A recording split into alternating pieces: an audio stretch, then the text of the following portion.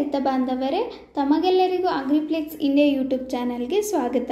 ಇವತ್ತಿನ ಸಂಚಿಕೆಯಲ್ಲಿ ನಾವು ದೊಡ್ಡ ಮೆಣಸಿನಕಾಯಿಯಲ್ಲಿ ಬರುವಂಥ ಪ್ರಮುಖವಾದ ರಸ ಹೀರುವ ಕೀಟದ ಬಗ್ಗೆ ತಿಳಿದುಕೊಳ್ಳೋಣ. ಅದರಲ್ಲಿ ಮೊದಲನೆಯ ಮುಖ್ಯ ಕೀಟವೆಂದರೆ ಅಫಿಡ್ ಕೀಟ. ಈ ಅಫಿಡ್ ಕೀಟವು ಎಲೆಗಳಲ್ಲಿ ಕಂಡುಬರುತ್ತದೆ. ಎಲೆಗಳಲ್ಲಿ ಈ ಅಫಿಡ್ ಕೀಟವು ರಸವನ್ನು ಹೀರುವುದಕ್ಕೆ ಪ್ರಾರಂಭಿಸುತ್ತದೆ.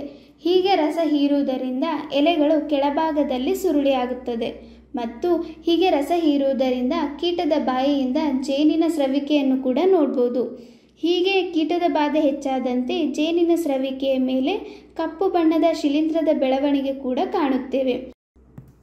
ಹೀಗೆ ಕೀಟದ ಬಾಧೆ ಹೆಚ್ಚಾದಂತೆ ಗಿಡದಲ್ಲಿನ ಎಲ್ಲ ಎಲೆಗಳು ಹಳದಿ ಬಣ್ಣಕ್ಕೆ ತಿರುಗಿ ಉದುರಿ ಬೀಳುತ್ತವೆ. ಇದನ್ನು ನಾವು ರಾಸಾಯನಿಕವಾಗಿ ಹೇಗೆ ನಿರ್ವಹಣೆ ಮಾಡಬೇಕೆಂದರೆ ಅಕ್ಟೆರಾ 0.5 ಗ್ರಾಂ ಪ್ರತಿ ಲೀಟರ್ ನೀರಿಗೆ ಮತ್ತು ಅದರ ಜೊತೆ ಸ್ಟೇನ್ಸ್ ಅವರ ನಿಂಬಿಸಿಡಿನ್ 3 ml ಮತ್ತು ಅನ್ಶುಲ್ ಅಥವಾ ಮಲ್ಟಿಪ್ಲೆಕ್ಸ್ ಅವರ ಸ್ಟಿಗ್ಮ್ಯಾಕ್ಸ್ ಮತ್ತು ಮ್ಯಾಕ್ಸಿವಿಟ್ 1 ml ಪ್ರತಿ ಲೀಟರ್ ನೀರಿಗೆ ಬೆರೆಸಿ ಸಿಂಪಡಣೆ ಮಾಡಬೇಕು.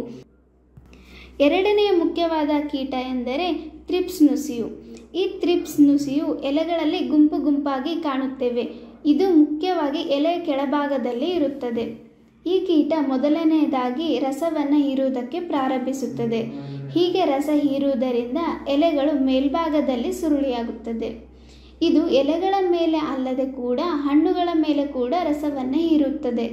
ಹೀಗೆ ರಸ ಹೀರುವುದರಿಂದ ಎಲೆಗಳ ಮೇಲೆ ನಾವು ಕಂದು ಬಣ್ಣದ ಗೆರೆಗಳನ್ನು ಕೂಡ ನೋಡುತ್ತೇವೆ. ಹೀಗೆ ಈ ಕೀಟದ ಬಾಧೆ ಉಲ್ಬಣವಾದಂತೆ ಎಲೆಗಳು ಮತ್ತು ಹಣ್ಣುಗಳು ಮುಂಚಿತವಾಗಿ ಉದುರು ಹೋಗುತ್ತದೆ. ಇದರಿಂದ ಇಳುವರಿ ಕೂಡ ಕುಂಠಿತವಾಗುತ್ತದೆ. ಇದನ್ನು ನಾವು ರಾಸಾಯನಿಕವಾಗಿ ಈ ಕೀಟವನ್ನು ಹೇಗೆ ನಿಯಂತ್ರಣ ಮಾಡಬೇಕೆಂದರೆ ಡೆಲಿಗೇಟ್ 0.9 ml ಪ್ರತಿ ಲೀಟರ್ ನೀರಿಗೆ ಅಥವಾ ಬೆನಿವಿಯಾ 2 ml ಪ್ರತಿ ಲೀಟರ್ ನೀರಿಗೆ ಅಥವಾ ಎಕ್ಸ್ಪೋನಸ್ 0.2 ml ಪ್ರತಿ ಲೀಟರ್ ನೀರಿಗೆ ಅಥವಾ ಗ್ರೇಷಿಯಾ 1 ml ಪ್ರತಿ ಲೀಟರ್ ನೀರಿಗೆ ಬೆರೆಸಿ ಸಿಂಪಡಣೆ ಮಾಡಬೇಕು.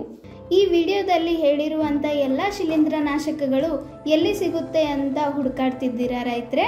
ಆದ್ದರಿಂದ ವಿಡಿಯೋದಲ್ಲಿ ಮೆನ್ಷನ್ ಮಾಡಿರುವಂಥ ನಂಬರ್ಗೆ ಕರೆ ಮಾಡಿ ಅಥವಾ ಇದೇ ರೀತಿ ಕೃಷಿಗೆ ಸಂಬಂಧಿತ ಹೆಚ್ಚಿನ ವಿಡಿಯೋಗಳು ನೋಡಬೇಕಾದಲ್ಲಿ ನಮ್ಮ ಅಗ್ರಿಪ್ಲೆಕ್ಸ್ ಯೂಟ್ಯೂಬ್ ಚಾನಲ್ಗೆ ಸಬ್ಸ್ಕ್ರೈಬ್ ಮಾಡಿ ರೈತರೆ.